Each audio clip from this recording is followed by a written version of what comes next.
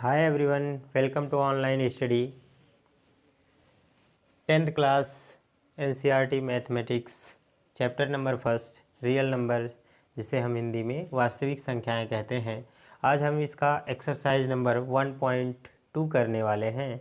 इसमें हमारा पहला क्वेश्चन है, निम्नलिखित संख्याओं को अभाज्य गुणनखंड के रूप में व्यक्त कीजिए। तो इसमें हम देखेंगे कि अभाज्य गुणनखंड क्या होता है। सबसे पहले ये हमें पता होना चाहिए कि अभाज्य संख्याएं होती क्या हैं। ऐसी संख्याएं जो केवल खुद से कटती हैं और एक से डिवाइड होती हैं, उन्हें हम अभाज्य संख्याएं कहते हैं। जैसे 2, एक तो अभाज्य संख्या नहीं है, एक को हटा देते हैं, ये नहीं होता है। 2 केवल एक से कटेगा और खुद से कटेगा। इसी तरह से 3 होगा। 4 तो 2 से कट जाता है, 4 के गुणनखंड और भी हैं, तो 4 तो नहीं होगा। फिर इसके बाद 5 होगा, 6 भी नहीं होगा। इसके बाद 7 होगा, फिर इसके बाद 8, 9, 10 तक तो नहीं होगा। फिर इसके बाद 11, फिर इसके बाद आएगा 13, फिर इसके बाद आएगा 17, फिर इसके बाद हमारा आएगा 19, फिर इसके बाद आएगा 23। इसी तरह से और भी संख्याएं होंगी। जो संख्याएं खुद से डिवाइड होंगी, यानी उसी संख्या से डिवाइड होगी और एक से डिवाइड होगी, अर्थात इसका केवल 2 ही गुणनखंड हो सकता है, एक और वह संख्या खुद। तो ऐसी संख्याओं को हम क्या कहते हैं? अभाज्य संख्याएं कहते हैं। तो इन्हीं संख्याओं से हम इन संख्याओं को डिवाइड करेंगे। तो आइए देखते हैं कि किस तरह से इन संख्याओं को हम डिवाइड कर सकते हैं। इसे हम मिटा दे रहे हैं। इसके बाद हम पहली संख्या ले रहे हैं 140, अर्थात 140 को हम किस तरह से डिवाइड कर सकते हैं। तो 140 को जब हम डिवाइड करेंगे तो पहले 2 से डिवाइड करेंगे। पहले ही हमारी अभाज्य संख्या क्या है? 2 है। 2 से डिवाइड करेंगे, 2 सत्ते 14, फिर 2 शून्य शून्य होगा। फिर 2 से डिवाइड करेंगे 70 को, तो किस तरह से जाएगा? 2 तियाँ 6, एक हासिल बचेगा, 10 हो जाएगा। तो ये हो जाएगा 2 पचे 10। इसके बाद हम इसको 2 से काट नहीं सकते हैं, 3 से भी डिवाइड नहीं होगा, तो 5 से डिवाइड करेंगे। 5 सत्ते 35 और 7 एके 7। जब भी एक बच जाए तो हम डिवाइड करना बंद कर देते हैं, अर्थात इतने हमारे 140 के गुणनखंड होंगे। 2, 2 और 5 और 7 होंगे। तो इसे हम इस तरह से लिखेंगे, अर्थात 140 का जो गुणनखंड होगा वो 2 गुणे 2 गुणे 5 गुणे 7 होगा। इसके बाद हम देखते हैं हमारा नेक्स्ट क्वेश्चन है, इसमें 156। तो 156 को डिवाइड करेंगे। तो 156 को किस तरह से डिवाइड कर सकते हैं? तो 156 को डिवाइड करना हो तो 2 से डिवाइड फिर से शुरू करते हैं। वे संख्याएं 2 से अवश्य विभाजित होंगी जिनके लास्ट में 0 या कोई सम संख्या होगी। तो यहाँ पर हम 2 से डिवाइड करेंगे तो 2 सत्ते 14 होगा, फिर 1 बचेगा और ये 6 16 हो जाएगा। 2 अट्ठे 16 करेंगे। फिर हम 2 से डिवाइड करेंगे, 2 तियाँ 6 होगा, 1 बचेगा और ये 18 हो जाएगा। 8 मिलकर 1 और 8 मिलकर 18, फिर 2 नवा 18। अब ये 39 है, हम जानते हैं 39 3 से डिवाइड हो जाएगा। तो 3 एक 3, 3 त्रिका 9। 13 एक अभाज्य संख्या है, इसलिए स्वयं से डिवाइड होगी। तो 13 एक 13। तो इस तरह से हम 156 के गुणनखंड ज्ञात कर सकते हैं। तो 156 के कितने गुणनखंड हो जाएंगे? 2 गुणे 2 गुणे 3 गुणे 13। इसे हमें केवल गुणनखंड के रूप में व्यक्त करना है, ना कि इसका फिर से मल्टीपल निकालना है। यदि आप इसका गुणा करेंगे भी तो फिर यही संख्या प्राप्त होगी। तो हमें इनका गुणनफल नहीं निकालना होता है, बस केवल इन्हें गुणनखंड के रूप में व्यक्त करना होता है। इसके बाद हम नेक्स्ट क्वेश्चन देखेंगे। हमारा अगला क्वेश्चन है 3825, अर्थात 3825। तो 3825 को हम किस तरह से डिवाइड करेंगे ये देख लीजिए। इसके लास्ट में कोई सम संख्या या 0 नहीं है, इसलिए ये पहले 2 से तो डिवाइड नहीं होगा। इसलिए पहले हम ट्राई करते हैं कि यह 3 से डिवाइड होगा या नहीं। तो देखते हैं 3 से डिवाइड होता है कि नहीं। 3 एक 3, 3 दूना 6, 2 बच जाएगा और 2 मिलकर 22 हो जाएगा। 3 सत्ते 21, 1 बचेगा और 5, 1 5 15 हो जाएगा। फिर 3 बचे 15 लिखेंगे। फिर 3 से डिवाइड करते हैं इसे। 3 चौके 12, उसके बाद 3 दूना 6, 1 बचेगा, 5 15 हो जाएगा, 3 बचे 15 हो जाएगा। अब ये 3 से डिवाइड नहीं होगा, इसलिए हम इसे 5 से डिवाइड करते हैं। तो 5 अठे 40। देखिए इसे काटने का भी नियम होता है, जैसे बच्चे समझ नहीं पाते हैं, बहुत से मैथ में जो कमज़ोर बच्चे होते हैं, जैसा हम सभी का मानना है कि गणित एक कठिन विषय है, लेकिन यदि आप अच्छे से इसे समझें तो ये बिल्कुल भी कठिन नहीं है, लेकिन कुछ बच्चों के लिए डिफ़िकल्ट बहुत होता है। तो यहाँ पर हमें ये देखना है कि डिवाइड कैसे करते हैं। 5 से हम डिवाइड करना चाह रहे हैं, तो ये एक संख्या है और इसमें हमारी पहली संख्या जो है वो पहले से ही छोटी है, अर्थात 4 है। तो अगली संख्या इसमें हम मिला लेंगे, तो मिलाएंगे तो 4 और 2 मिलकर 6 नहीं करना होता है, बल्कि 4 2 इसी रूप में लिखा जाएगा, यानी 42 होगा। तो हम 5 से डिवाइड करेंगे, 5 अट्ठे 40। अब यहाँ पर 2 बचेगा, 5 25 हो जाएगा, 5 बचे 25। अब देखिए फिर से 5 से डिवाइड कर सकते हैं इसे हम, तो 5 से डिवाइड करेंगे, 5 एक्केम 5 हो जाएगा, 3 बचेगा और 5 मिलकर 35 हो जाएगा। तो 5 सत्ते 35। अब 17 को हम डिवाइड करेंगे, केवल 17 से ही डिवाइड होगा। जब एक बच जाए तो हम इसे डिवाइड करना बंद कर देते हैं और इन्हें अभाज्य गुणनखंडों के रूप में हम व्यक्त कर लेंगे। तो इसे लिखेंगे इस तरह से, 3825 बराबर, इन्हीं को हम गुणनखंड के रूप में लिख लेते हैं, इन्हीं संख्याओं को, 3 गुणे 3 गुणे 5 गुणे 5 और गुणे 17। तो जो भी इनका गुणनखंड होगा उन्हें हम इस संख्या के सामने बराबर लगाकर लिख देंगे। तो उम्मीद करते हैं दोस्तों आप सभी लोगों को ये बातें समझ में आ रही होंगी। यदि फिर भी आपको कोई डाउट्स हो तो इसके बाद आप कमेंट बॉक्स में ज़रूर पूछिएगा। आगे के सवालों को हम इसी तरह से सॉल्व करेंगे। देखते हैं, ये हमारा अगली संख्या है 5005, अर्थात 5005 को हम किस तरह से डिवाइड करेंगे। देखिए इसमें यदि आपको ना आए तो बारी बारी से संख्याओं को चेक करते हैं। पहले 2 से डिवाइड करते हैं, फिर 3 से, फिर 5 से, फिर 7 से। इसी तरह से अभाज्य संख्याएं लेकर हम किसी भी संख्या को डिवाइड करने की कोशिश करते हैं। जब वो डिवाइड होता है तो उन संख्याओं को भाग के रूप में लिखते रहते हैं, जो भी उनका भागफल आएगा उनके नीचे लिखेंगे।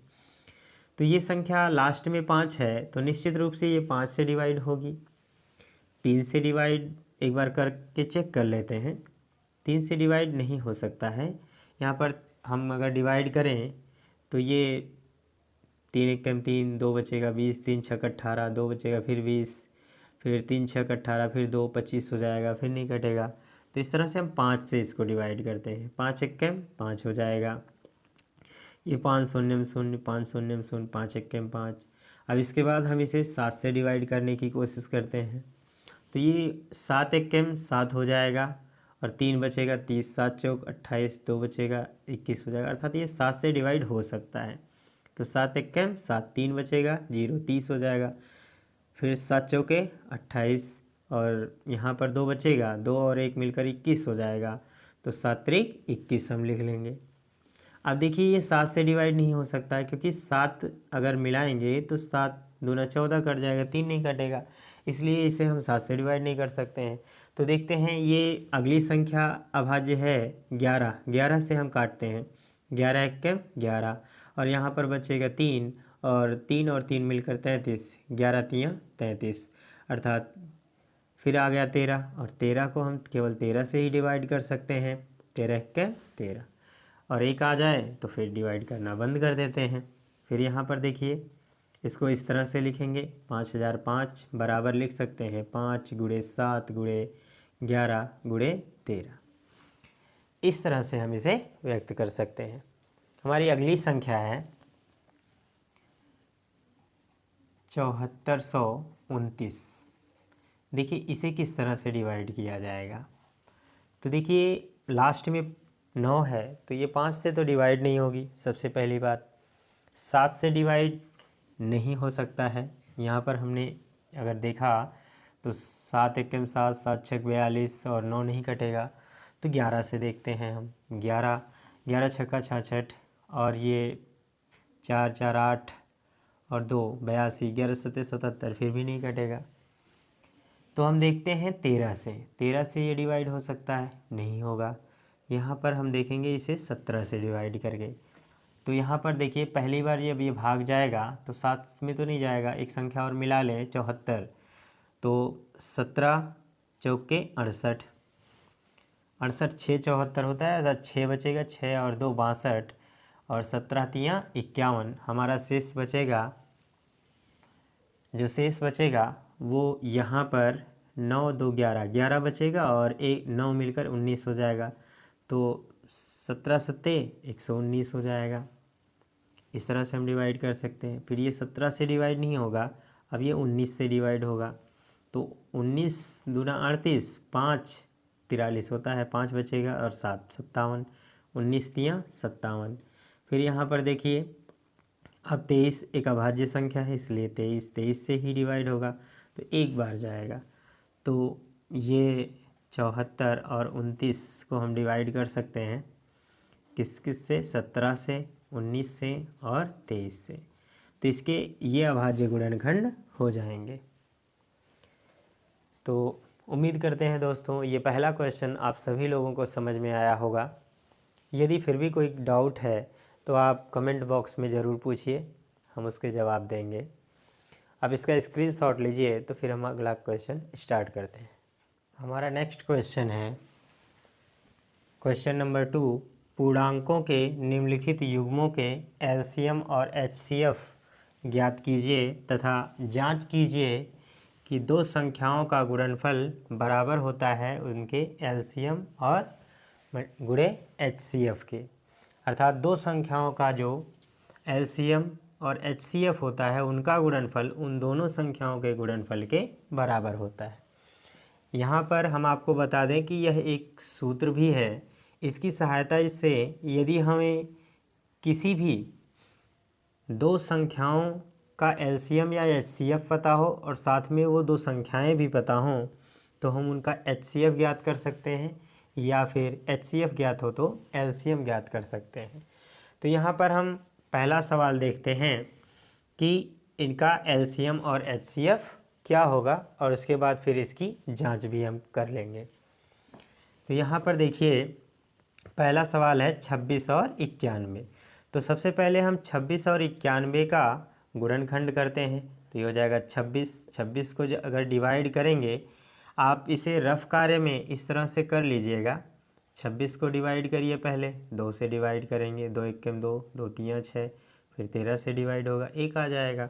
तो इन संख्याओं को हम ऐसे लिख लेंगे 2 गुणे 13, इस तरह से। इसी तरह से फिर 91 को इसी के नीचे ऐसे लिखेंगे और 91 को डिवाइड करेंगे। देखिए 91 को किस तरह से डिवाइड कर सकते हैं। तो यहाँ पर पहले 3 से तो डिवाइड नहीं होगा, 7 से काटते हैं, 7 एकम 7, 7 त्रिक 21 और ये फिर 13 से डिवाइड हो जाएगा। तो ये आ जाएगा हमारा 7 गुणे 13। इस तरह से हम इसको डिवाइड करेंगे। तो देखिए ऐसे पहले चेक कर लीजिए, उसके बाद इस तरह से इसको लिखिए। अब यहाँ पर हम देखिए इसे मिटा भी दे रहे हैं, इसे लिखने की आवश्यकता नहीं है, केवल चेक करने के लिए हम ऐसा लिखते हैं।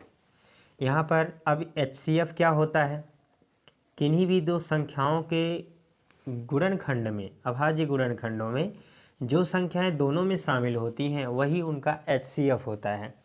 अर्थात 2 इसमें है, इसमें नहीं है, 13 इसमें है, 13 इसमें है, अर्थात 13 का इसमें पेयर बन सकता है, तो 13 ही इसका क्या हो जाएगा, एचसीएफ हो जाएगा।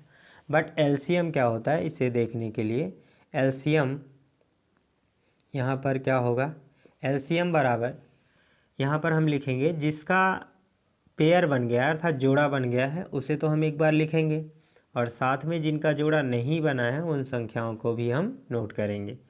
2 हो जाएगा और गुणे 7 हो जाएगा।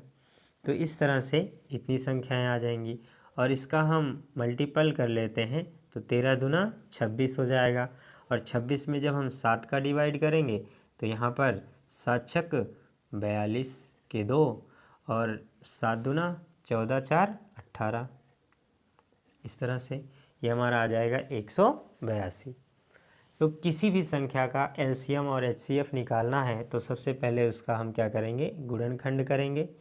फिर एचसीएफ क्या होगा, जो दोनों गुणनखंडों में शामिल होगा वही संख्या हमारी क्या होती है, HCF होती है।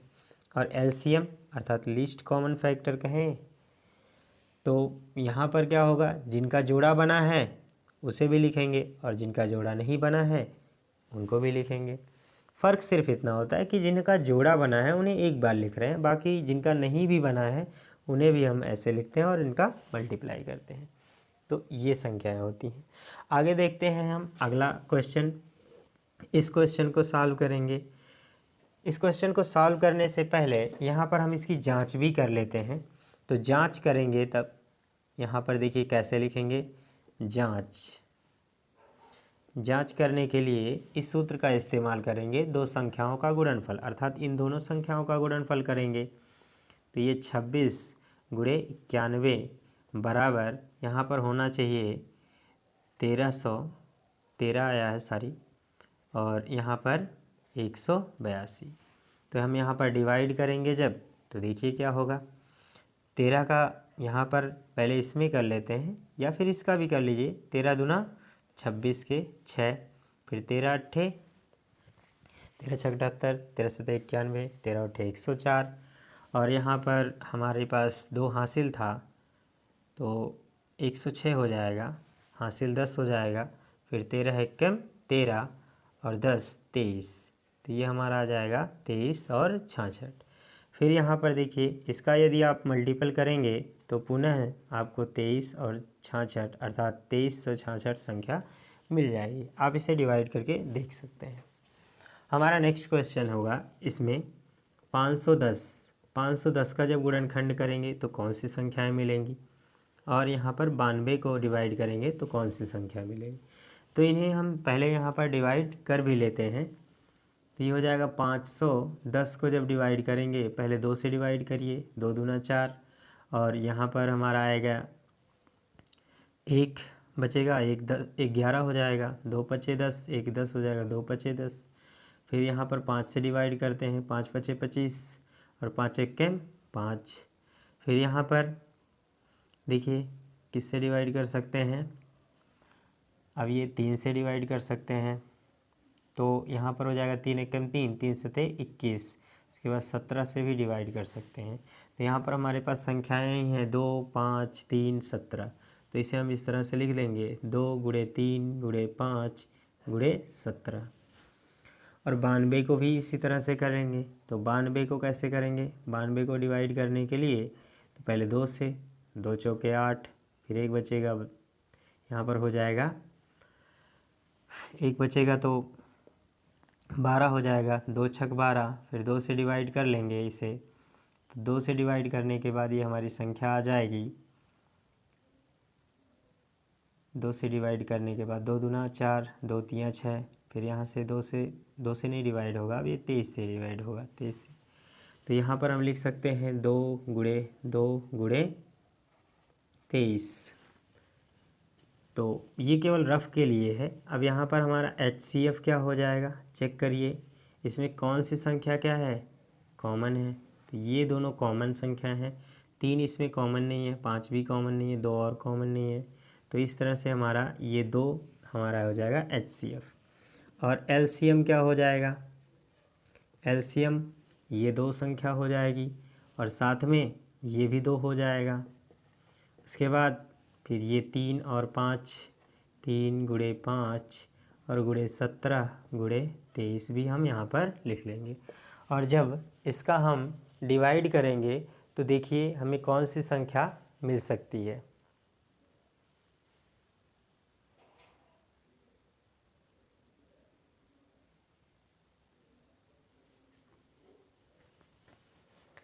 यहाँ पर देखिए इसका जब करेंगे तो इसका मल्टीपल कर लेते हैं। देखिए क्या होगा, 2 दूना 4, 3 12 25 60, यहाँ पर आ जाएगा 60। 60 को हम 17 से डिवाइड मल्टीपल कर देंगे, 17 शून्य शून्य, 17 छक्का 102, इतना आ गया। फिर हम 23 से इसका मल्टीप्लाई कर देंगे तो 3 शून्य शून्य, 3 दूना 6 0, 3 एकम 3, फिर 2 0, 2 दूना 4 0, 2 एकम 2, इसे ऐड कर लेंगे तो 0 6 4 3 और 2। तो इस तरह से हमारा आ जाएगा 23,460, ये इसका एलसीएम हो जाएगा। ठीक है, अब क्या करेंगे, फिर इसकी हम जांच करेंगे। ये आप हटा दीजिए, इसे मिटा दीजिए। अब यहाँ पर फिर से हम लिखेंगे जांच। जांच जब करिएगा तो जांच करने में क्या करना होता है, दो संख्याओं का गुणनफल अर्थात इन दोनों का गुणनफल। तो ये हो जाएगा हमारा 510 गुणे 92 बराबर, जब यहाँ पर मल्टीप्लाई करेंगे एलसीएम और एचसीएफ का, तो यहाँ पर हो जाएगा, देखिए एलसीएम गुणे एचसीएफ, तो एलसीएम हमारा है 23,460 और गुणे यहाँ पर एचसीएफ 2 है।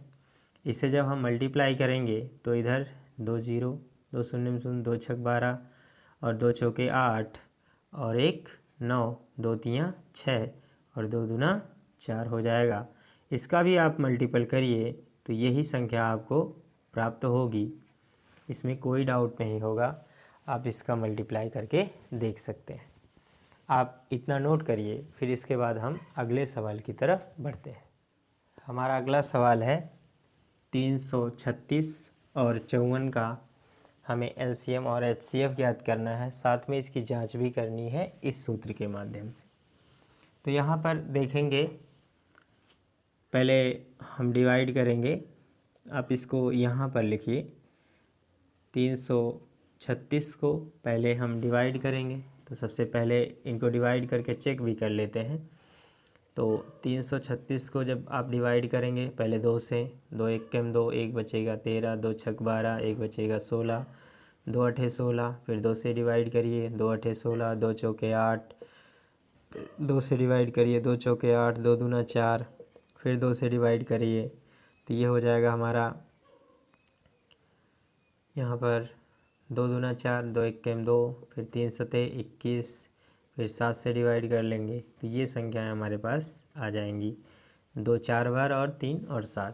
तो ये हो जाएगा हमारा 2 2 2 गुणे 2 गुणे 3 गुणे 7। इसी तरह से हम 54 को भी क्या करेंगे, डिवाइड कर लें। इसे थोड़ा सा नीचे लिखते हैं। तो जब 54 को आप डिवाइड करेंगे तो यहाँ पर डिवाइड करके चेक कर लीजिए, फिर 2 दूना 4, 1 बचेगा 14, 2 सत्ते 14, फिर 3 9 27, फिर 3 त्रिका 9, फिर 3 एक 3। यहाँ पर हमारा हो जाएगा 2 गुणे 3 गुणे 3 गुणे 3। अब हम यहाँ पर लिखेंगे इसका एचसीएफ। तो एचसीएफ क्या हो जाएगा, यहाँ पर देखिए इस चीज़ का एक पेयर है और इन संख्या का भी एक पेयर है। तो केवल 2 का और एक 3 का पेयर बना है, तो 2 गुणे 3 अर्थात 2 3 6। इसका एचसीएफ कितना होगा, 6 हो जाएगा। एलसीएम देखते हैं, एलसीएम क्या होगा, एलसीएम हमारा हो जाएगा, जिनका पेयर बना है उन्हें तो हमें लिखना ही पड़ेगा। उसके बाद ये संख्याएं जो बच रही हैं उन्हें भी लिख लेते हैं। 3 2 बार बचा है तो 3 गुणे 3, और यहाँ पर 2 3 बार बचा है और तो 2 गुणे 2 गुणे 2 और साथ में 7 भी लिखना होगा हमें। इसे आप मिटा देंगे। ये रफ कार्य करना होता है, आप सभी को करना पड़ेगा। तो इस तरह से अब एलसीएम क्या हो जाएगा, इनका मल्टीपल कर लेते हैं। देखिए क्या होगा, 3 त्रिका 9 त्रिक 27 दूना 54 54 54। उसके बाद यहाँ पर देख लीजिए, इसका मल्टीप्लाई कर लीजिए एक साथ, 2 दूना 4 दूना 8 सते 56, अर्थात हमें यहाँ पर 54 और 56 का मल्टीप्लाई कर लेना होगा। तो देखिए क्या आ जाएगा, तो यहाँ पर कर लीजिए 6 चौके 24 और 6 पचे 30, 2 32 और 5 चौके 20 और 5 पचे 25, 25 2 27। इस तरह से ये हो जाएगा 4 2 7 3 10 के शून्य, हासिल 1 और ये 3। तो ये आ जाएगा हमारा 30 24। ठीक है, इतना हम कर लेंगे। अब इसके बाद हम क्या करते हैं, इसकी जांच करते हैं। तो जांच कैसे करेंगे, जांच हमने पीछे भी बताया है, तो इसकी जांच आप खुद से करिए, इतना हम आपको वर्क देंगे। तो यहाँ पर दो संख्याओं का गुणनफल अर्थात 336 गुणे 54 और ये बराबर हो जाएगा हमारा LCM गुणे HCF। तो LCM हमारा है 3024 और HCF है 6। जब इनका आप मल्टीपल करेंगे तो आपको ये दोनों संख्याएं LHS अर्थात इस साइड में और इस साइड में बराबर ही संख्या मिलेगी।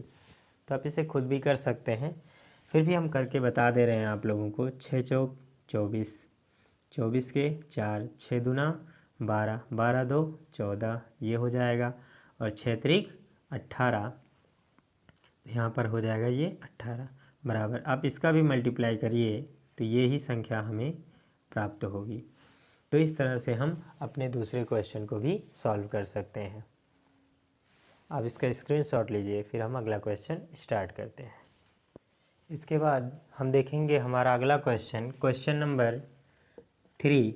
इसे हम बुक से रीड कर रहे हैं या फिर क्वेश्चन आपके स्क्रीन पर चल रहा होगा, उसे आप देख सकते हैं।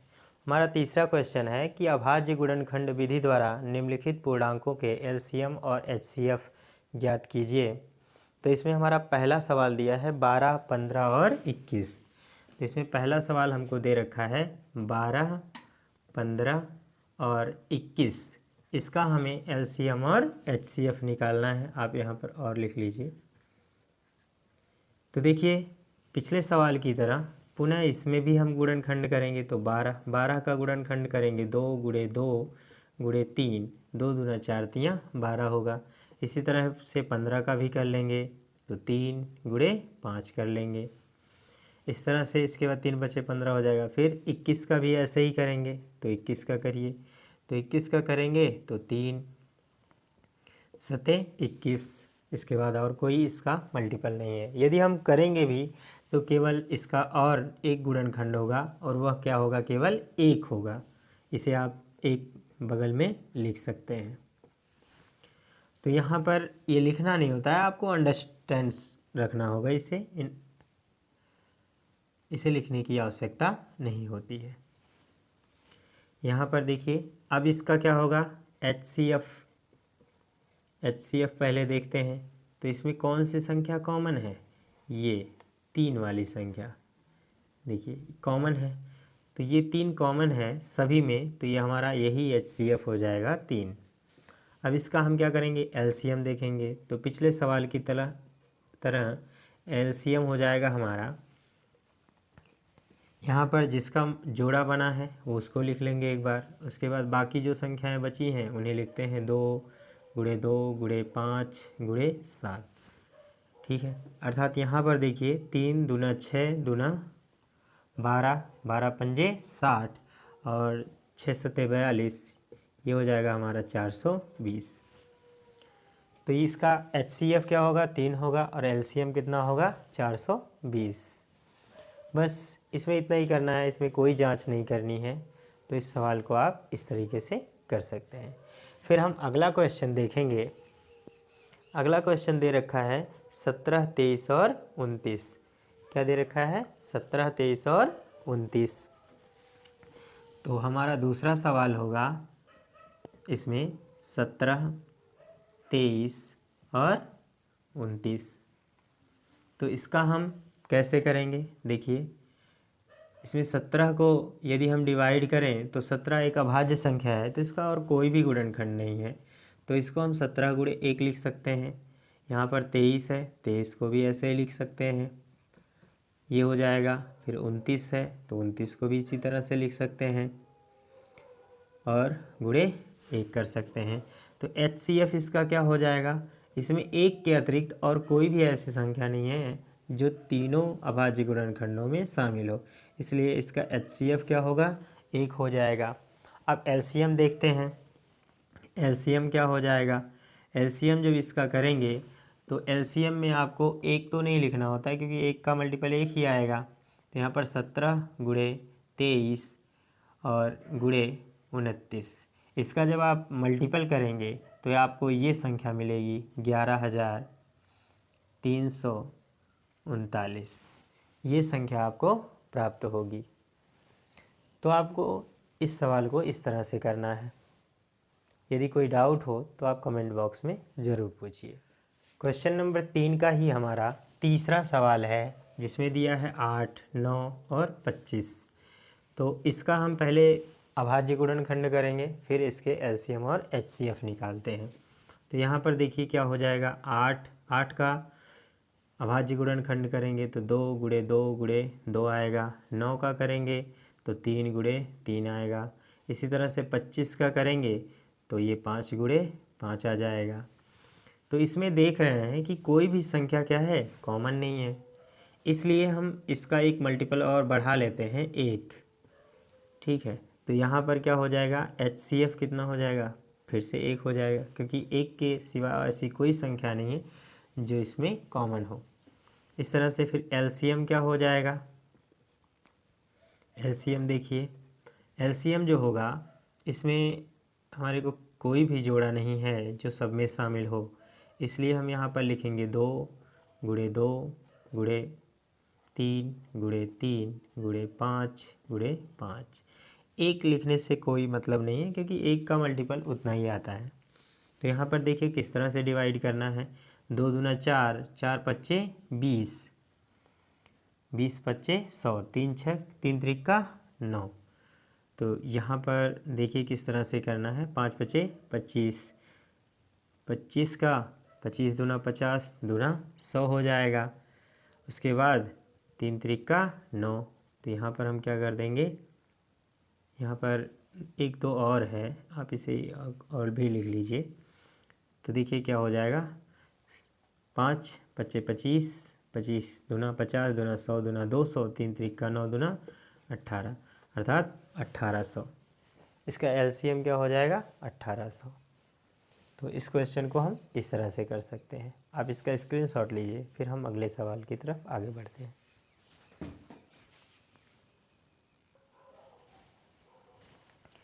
हमारा नेक्स्ट क्वेश्चन है क्वेश्चन नंबर 4। HCF 306 और 657 बराबर 9 दिया है, यानी 306 और 657 का HCF यानी मासा दिया है 9। हमें ज्ञात क्या करना है, LCM 306 और 657 ज्ञात करना है, अर्थात इन दोनों संख्याओं का हमें LCM निकालना है। इसके पहले अभी आपने एक फॉर्मूला पढ़ा था कि दो संख्याओं का गुणनफल, अर्थात दो संख्याओं का गुणनफल बराबर होगा उनके LCM और HCF के गुणनफल के। तो दो संख्याओं का गुणनफल अर्थात दोनों संख्याएं हम यहाँ पर लिख लेंगे, 306 गुणे 657 और बराबर यहाँ पर हम लिखेंगे LCM। HCM तो दिया नहीं है, HCF दिया गया है 9। तो 9 को इधर भेज देंगे तो इधर हो जाएगा LCM बराबर, ये हम इधर लिख देते हैं, 306 गुणे 657 और बटे क्या हो जाएगा 9। फिर आप इसे इसमें से काट दीजिए, देखिए कटता है कि नहीं। यहाँ पर काट दीजिए, 9 सते 63, 2 बचेगा 27, 9 त्रिक 27 हो जाएगा। फिर यहाँ पर बचेगा आपका 306 और गुणे 73, इसका आप मल्टीप्लाई कर लीजिए तो यहाँ पर आपका आंसर निकल कर के आएगा, वो आप यहाँ पर मल्टीप्लाई भी करके देख सकते हैं, 306 गुणे 73, तो 3 छक 18, 3 त्रिका 9, उसके बाद 7 छक 42 और 7 त्रिक 21, तो यहाँ पर आ जाएगा 8 3 और 9 4 13 के 3 और हासिल एक, ये हो जाएगा 2 2। तो यहाँ पर हमारा आ जाएगा 22 33 और 8, अर्थात 22,338। तो ये आपका आंसर आ जाएगा। यदि आपको समझ में आया हो तो इसे लाइक ज़रूर करिएगा। हमारा क्वेश्चन नंबर 5 है, जांच कीजिए कि किसी प्राकृतिक संख्या n के लिए संख्या 6 के पावर n अंक 0 पर समाप्त हो सकती है। तो इस क्वेश्चन को हमें सॉल्व करना है। देखिए हमें ये सिद्ध करना है कि 6 के पावर n जो है कोई भी प्राकृतिक संख्या हो यदि n, तो वह 0 पर समाप्त होती है। इसे हमें सिद्ध करना है। यहाँ पर हम देखेंगे 6 के पावर n का अभाज्य गुणनखंड क्या होता है? अभाज्य गुणनखंड, देखिए क्या होगा, 6 का हम अभाज्य गुणनखंड करेंगे तो ये 2 गुणे 3 होगा, और इसके पावर हम यहाँ पर क्या लगा सकते हैं, n। इसे हम इस तरह से भी लिख सकते हैं, n दोनों पर है तो 2 के पावर n और गुणे 3 के पावर n। जबकि हम जानते हैं जबकि कोई प्राकृतिक संख्या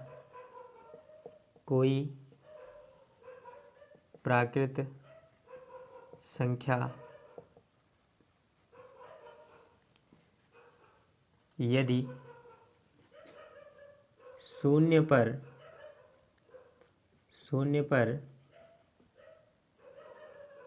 समाप्त होती है तो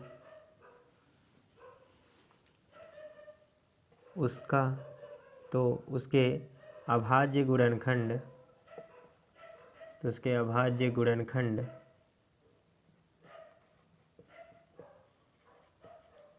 गुणनखंड 2 के पावर n और 5 के पावर n के रूप का होता है,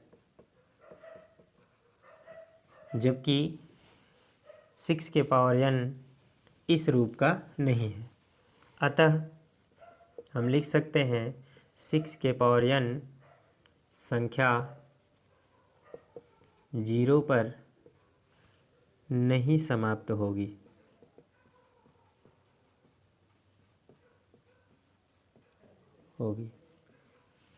ये क्वेश्चन काफ़ी आसान है, बस इसमें आपको ये करना है, 6 को अभाज्य गुणनखंड में व्यक्त करना है, और हमें ये जानकारी होनी चाहिए कि कोई भी संख्या यदि 2 के पावर 6 और मल्टीप्लाई 5 के पावर 2 के पावर n और 5 के पावर n के रूप का हो तो वह 0 पर समाप्त होती है। इसलिए 6 के पावर n 0 पर समाप्त नहीं होगी। तो आप इसे स्क्रीनशॉट लीजिए, फिर हम अगला क्वेश्चन स्टार्ट करते हैं।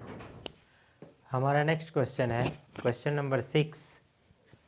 व्याख्या कीजिए कि 7 गुणे 11 गुणे 13 प्लस 13 और 7 गुणे 6 गुणे 5 गुणे 4 गुणे 3 गुणे 2 गुणे 1 प्लस 5 भाज्य संख्या क्यों है? तो इसे कैसे सॉल्व करेंगे देखते हैं। यहाँ पर हम पहला सीरीज लेते हैं, ये यहाँ पर लिखते हैं कि माना यह कोई संख्या a है, 7 गुणे 11 गुणे 13 प्लस 13। इस प्लस के इधर और प्लस के इधर 13 क्या है, कॉमन है। यहाँ पर हम 13 कॉमन ले लेंगे तो यहाँ पर बचेगा 7 गुणे 11 और प्लस यहाँ से 13 निकल जाएगा तो 1 बच जाएगा। यहाँ पर लिखेंगे 13 और यहाँ पर इसको मल्टीप्लाई कर देते हैं, 11 सते 77 और प्लस 1, और ये हो जाएगा हमारा 13, और इसको ऐड कर लेंगे तो ये हो जाएगा 78। यहाँ पर हम देख रहे हैं कि यह एक भाज्य संख्या क्यों है। भाज्य संख्या इसलिए है क्योंकि इसमें 1 के अतिरिक्त 2 गुणनखंड हैं, क्योंकि अभाज्य संख्याएं वे होती हैं जिसमें केवल एक ही संख्या हो और उसका एक गुणनखंड 1 हो, यानी वह संख्या स्वयं हो और उसका एक और गुणनखंड 1 हो, तब वह अभाज्य संख्या कहलाती है। इसमें 2 गुणनखंड हैं, इसलिए क्या होगा, भाज्य होगा। यहाँ पर हम लिख सकते हैं अतः यह एक भाज्य संख्या है क्योंकि इसमें 1 के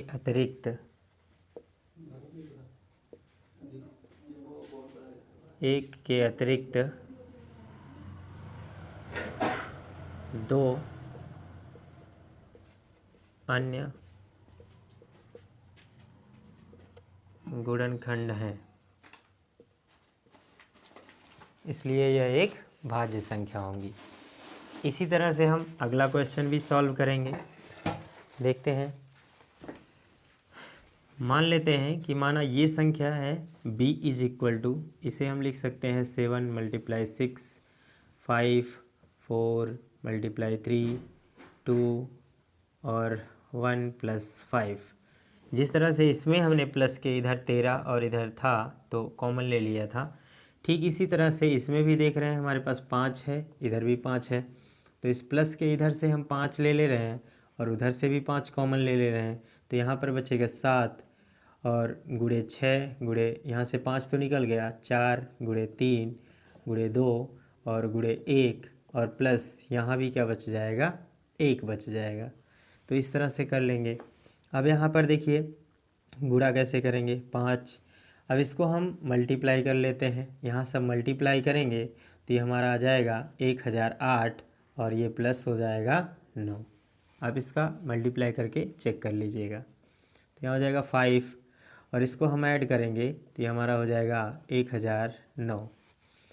फिर हम देख रहे हैं कि इस पूरी संख्या में 1 के अतिरिक्त फिर से 2 गुणनखंड है, इसलिए यह भी क्या है, एक भाज्य संख्या है। अतः हम लिख सकते हैं, यही डिस्क्रिप्शन फिर से आप लिखिएगा, इसी तरह से अपने शब्दों में एक्सप्लेन कर लीजिए, यही चीज़ आप फिर से वहाँ उतार लिए। अतः यह एक भाज्य संख्या है क्योंकि इसमें 1 के अतिरिक्त 2 अन्य गुणनखंड हैं। तो इस तरह से इस क्वेश्चन को हम सॉल्व कर सकते हैं। अब इसका स्क्रीनशॉट लीजिए, फिर हम इसे आगे कंटिन्यू करते हैं। हमारा नेक्स्ट क्वेश्चन है क्वेश्चन नंबर 7। इसमें लिखा गया है कि किसी खेल के मैदान के चारों ओर एक वृत्ताकार पथ है। इस मैदान का एक चक्कर लगाने में सोनिया को 18 मिनट लगते हैं, जबकि इसी मैदान का एक चक्कर लगाने में रवि को 12 मिनट लगते हैं। मान लीजिए कि वे दोनों एक ही स्थान और एक ही समय पर चलना प्रारंभ करके एक ही दिशा में चलते हैं, तो कितने समय बाद वे पुनः प्रारंभिक स्थान पर मिलेंगे। तो जब भी इस प्रकार के सवाल आते हैं कि व्यक्ति एक ही स्थान से चलना प्रारंभ करता है और एक ही स्थान पर मिलता है, तो इस प्रकार के सवालों में हमें एलसीएम लेना होता है। आप लोगों ने छोटे क्लासेस में इस प्रकार के सवाल पढ़े होंगे कि यदि घंटियाँ कुछ सेकंड के बाद बजती हैं तो वे एक साथ कितने समय पर बजेंगी, तो उनका हम एलसीएम लेते थे। ठीक इसी तरह से हमें इसका भी करना होगा। हमारे पास दो संख्याएं हैं, 18 मिनट और दूसरा दिया है ये 12 मिनट। तो हम इन दोनों संख्याओं का क्या करेंगे, एलसीएम लेंगे। तो पहले क्या करेंगे, 18 का मल्टीप्लाई गुणनखंड कर लेंगे, 2 गुणे 3 गुणे 3। इसी तरह से 12 का भी कर लेंगे, तो ये हो जाएगा 2 गुणे 2 गुणे 3। फिर इनका एलसीएम लेंगे, तो एलसीएम लेंगे तो यहाँ पर क्या हो जाएगा, यहाँ पर देख रहे हैं इसका पेयर बन रहा है, इसका भी पेयर बन रहा है, तो दो संख्याओं का पेयर बन गया है। इन्हें हम एक साथ एक एक के लिए लिख लेंगे, 3 हो जाएगा। और जिनका पेयर नहीं बना है उन्हें भी नोट कर लेंगे, तो 2 गुणे 3 फिर से हो जाएगा। अब यहाँ पर देखिए इनका मल्टीप्लाई कर लीजिए, 2 तियाँ 6 दूना 12 तियाँ 36 अर्थात 36 मिनट। अर्थात 36 मिनट बाद वे पुनः उसी स्थान पर मिलेंगी। तो दोस्तों इस तरह से हमारा एक्सरसाइज 1.1 चैप्टर नंबर 1 समाप्त होता है। आप सभी को ये चैप्टर कैसा लगा आप हमें कमेंट बॉक्स में ज़रूर लिखकर बताएं। अगर पसंद आए तो लाइक और शेयर ज़रूर करें।